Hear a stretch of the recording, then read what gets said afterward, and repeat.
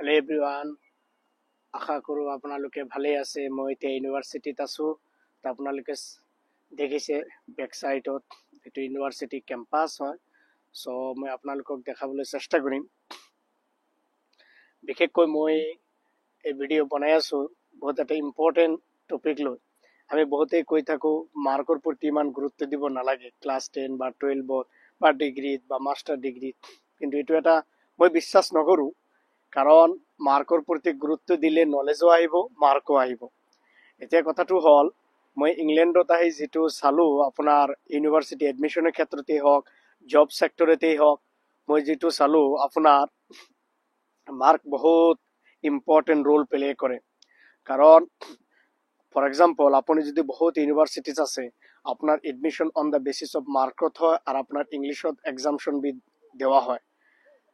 আৰু 2 নম্বৰ কথাটো হ'ল জব ছেক্টৰত হয়। মই 2-3 দিনমান আগতে এটা জব চেণ্টাৰত ইণ্টাৰভিউ দিছিলোঁ আপোনাৰ ইয়াত বেৰিষ্টাৰ এণ্ড চলিচিটৰ legal farm and house property মাৰ্কেটিঙত, লণ্ডন ক্ৰয়ডনত হয়।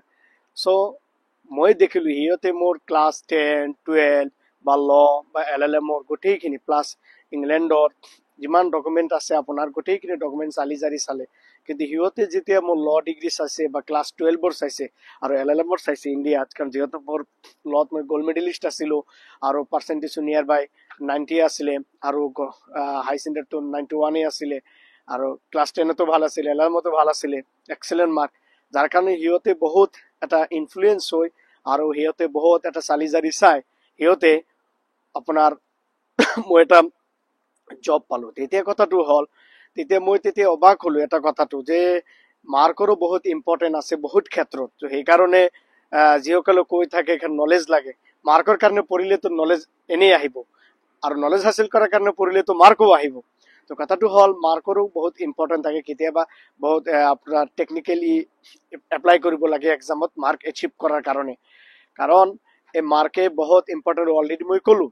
সেইকাৰণে মই সকলোকে অনুৰোধ কৰিম যিসকল ক্লাছ 10, 12 বা ডিগ্ৰীত বা লত বা হাই ছেকেণ্ডাৰীত পঢ়ে বা মাষ্টাৰ ডিগ্ৰীত পঢ়ে, যে আমি সকলোৱে মাৰ্কতো অলপ ইম্পৰ্টেণ্ট দিব লাগে। কাৰণ ফৰেন কাউণ্ট্ৰিজ আপোনাৰ ডকুমেণ্টবিলাক যেতিয়া ভেৰিফাই কৰে, তেতিয়া আপোনাক সিহঁতে মাৰ্কটো চায় যে আপোনাৰ SGP বা CGP কেনেকুৱা, বা আপোনাৰ অভাৰঅল পাৰ্চেণ্টেজ কেনেকুৱা ক্লাছ 10 বা 12 বা GCSE যিটো আমি কওঁ। বা সেইকাৰণে সকলো ষ্টুডেণ্টক মই অনুৰোধ কৰিম, তোমালোকে অলপ মাৰ্কৰ ওপৰত গুৰুত্ব দিবা। কাৰণ মাৰ্কৰ ক্ষেত্ৰত যিমান ইম্পৰ্টেণ্ট হয় বা মাৰ্ক যিমান তোমাৰতো নেম ফেম হ'বই, লগতে জবৰ বহুত অপৰচুনিটি থাকে মাৰ্ক ভাল থাকিলে। কাৰণ যিটো মই এটা আজি 1-1.5 বছৰত মই একটা এক্সপিৰিয়েঞ্চ পাইছোঁ আপোনাৰ ইউৰোপৰ পৰা, ইংলেণ্ডৰ পৰা, লণ্ডনৰ পৰা।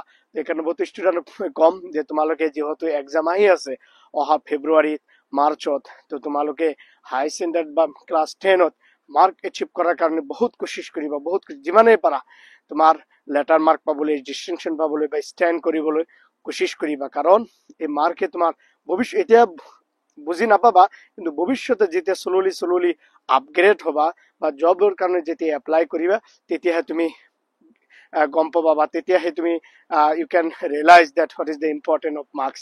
তো মই সকলোকে ক'ম, আৰু সকলোৱে ভালে থাকক, সুস্থ থাকক, সবল থাকক। ঠিক আছে।